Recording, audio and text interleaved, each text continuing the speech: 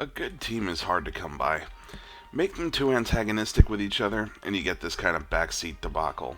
If they're too efficient, they roll over the enemy like SEAL Team 6 on a bunch of cavemen. Let's find that secret sauce that binds our heroic pasta together. I'm author DC Ferguson, and this is the Worldbuilding Dojo. Now, before we get started, I have super cool news. Starting this week, subscribers to my newsletter are getting a copy of Cora Blake, Arcane Agent, for free. This short story is a prequel to the Dragon's Dream saga and is a great chance to get started with the series. I linked the newsletter sign up in the comments. Make sure to sign up and get your free copy. In order to create a heroic team, we first have to wave goodbye to some techniques that we've been used to if you're writing single protagonist stories. With a group of 3 or more members on your team, you're simply not going to have the same amount of time to develop each one of them as you do with a more focused protagonist. That doesn't mean that they can't be iconic, legendary, or have standouts, but it does mean that the way that we go about creating these teams and showing the audience who they are is different. Now, a lot of that is going to relate back to our recent video here on character dynamics, because much of the development that is going to take place is how these characters bounce off of each other and interact with the world around them. In fact, character dynamics is something we're going to lean so heavily on with team creation that failing to do so threatens your whole narrative. Don't get all worried and doomy gloomy, but I'm here to navigate you through the treacherous terrain. The first thing we want to consider is the backstory of individual team members. This goes back to our previous videos where we've talked about knowing your characters like the back of your hand, interviewing them, and so forth. As you know, so much of your character creation and world building takes place behind the scenes, and very little of it makes it to the printed page. As such, this backstory for our team members doesn't become an info dump we pile on our intended audience. It's there for us as storytellers to inform our decision making as we go along. It goes like this. I create Hero A, and I give him a backstory. I create Hero B, and she's cool too. But because Hero A is from this planet, and Hero B is from this planet, they don't get along with each other. But with both of their planets in danger, they're teamed on mutual interests. Their character dynamic may be antagonistic, sarcastic, comedic, or even romantic. How we formulate that relationship as we move through our narrative is paramount to building chemistry. We're not talking kissy face chemistry. We're talking about how much do I believe where they came from leads to how they treat each other. Now, multiply this across the number of characters on your team and it becomes very obvious why dynamics is so important. We have to believably bring this crew together. Oh yeah, I guess we need to talk about that part now. Well, this is the part where the rubber hits the road. Almost in tandem with creating your fantasy all-star squad, you need to make a decision early on. Is our narrative going to begin with them being a team, or are we going to watch as they unite for the first time?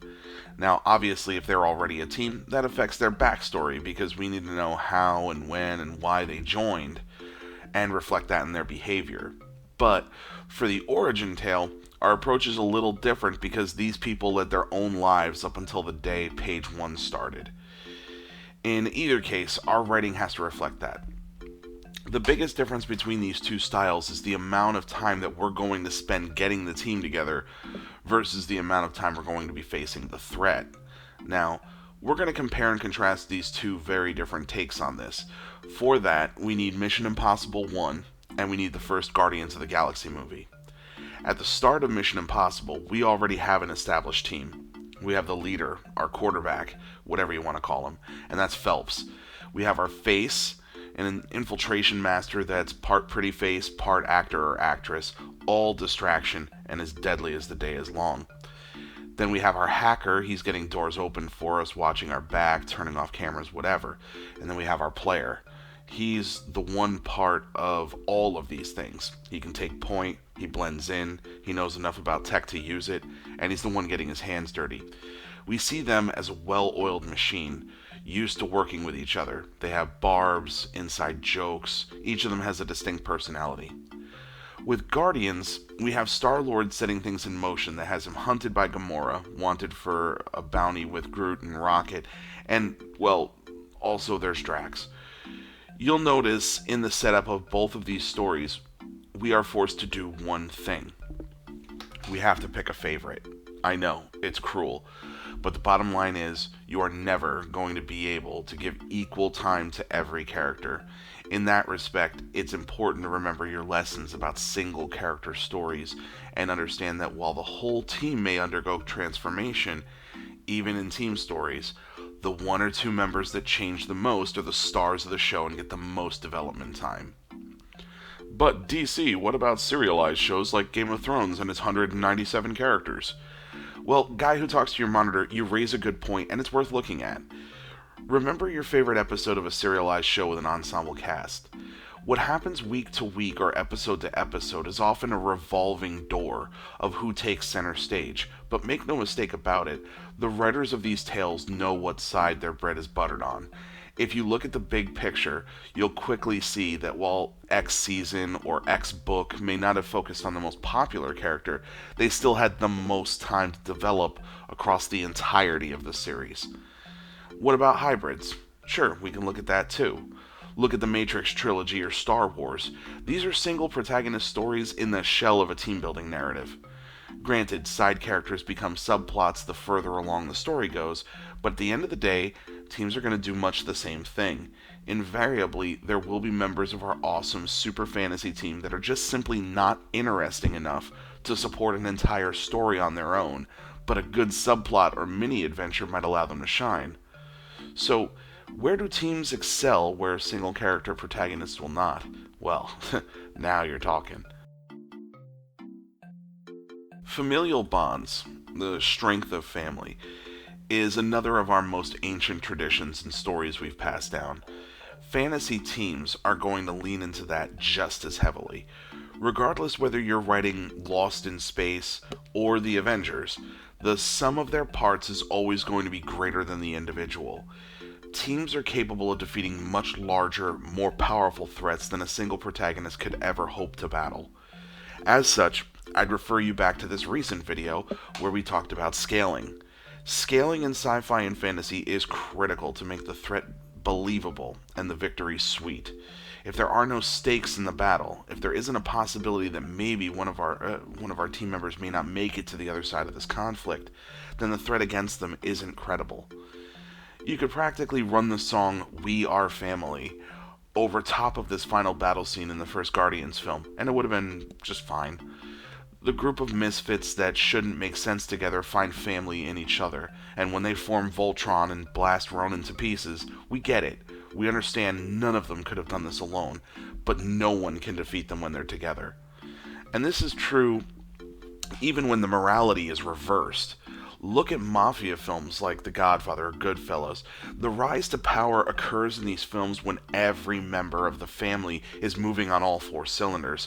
They're wheeling and dealing, they're making their dirty money, they're living in the lap of luxury, and then what happens? The family fractures. Someone turns on them, someone gets sloppy, makes mistakes, goes into business for themselves. They break apart the family and tragedy befalls them. If that's not a morality play, I don't know what is. Why the heck do you think we romanticize these crime films so much? This is important to keep in mind, the familial aspect of your team.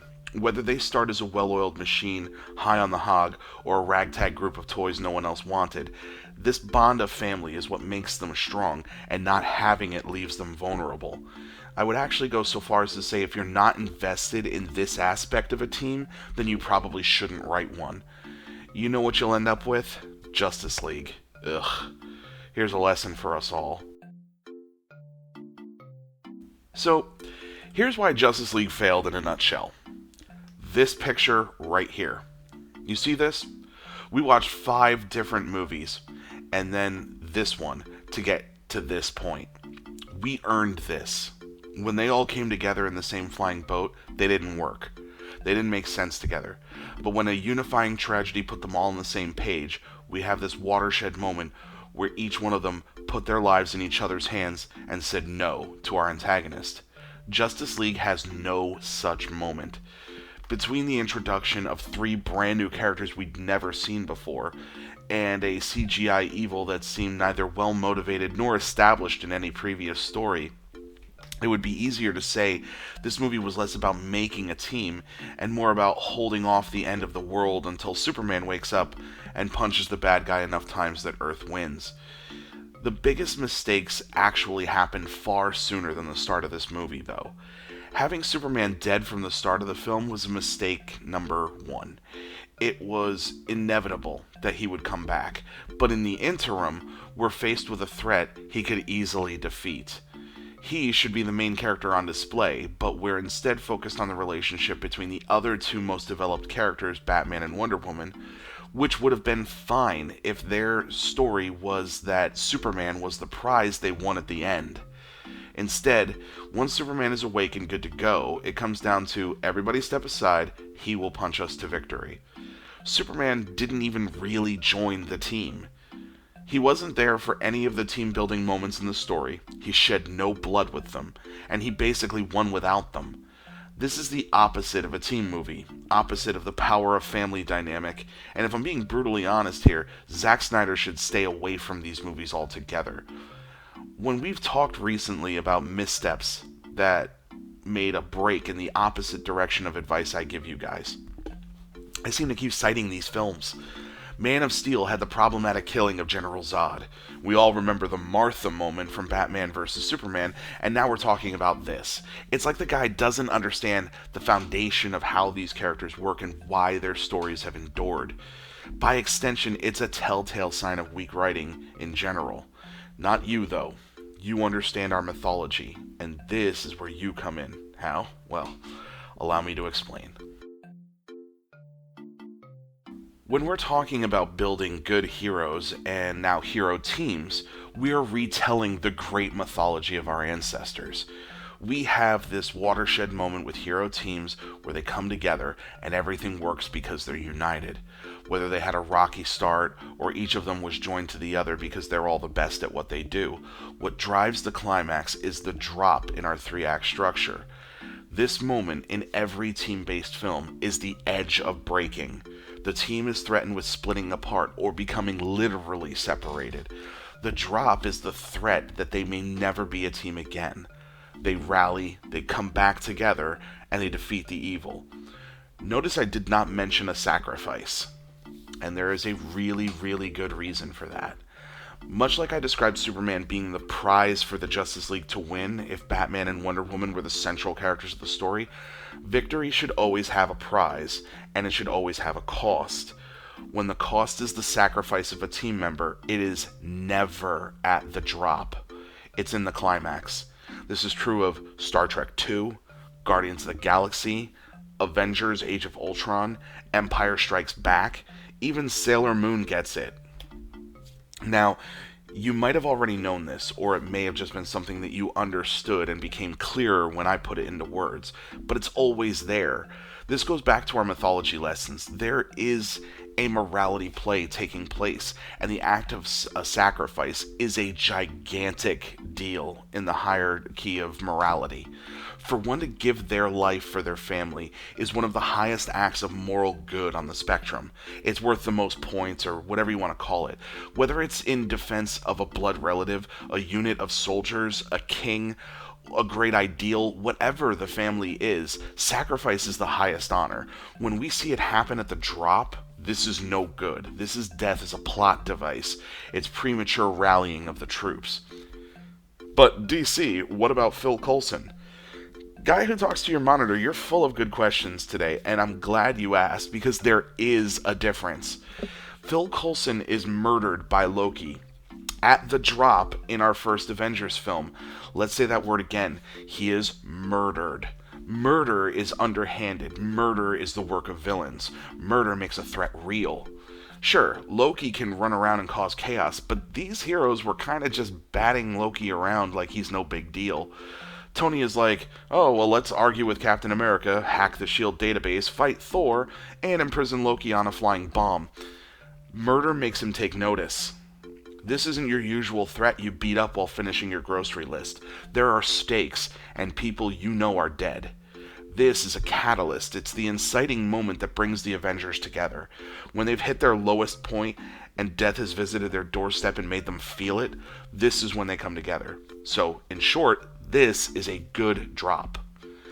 The last thing I'd mention, or perhaps rather warn you about, is don't be Joss Whedon. Character deaths in general, and sacrifices in particular, should have powerful meaning in your stories. Joss Whedon has this annoying tendency to kill characters for shock value. And I don't mean Game of Thrones shock value. Those deaths usually make sense. They just come up on you really quick and you don't expect them, and they're horrifying in their sudden brutality. I'm talking about big flashing neon signs that say, "Hey, I just killed a character out of nowhere. Are you shocked?" In every case, the answer is yes, but for the wrong reasons. If you kill a character on your team, their death should have meaning.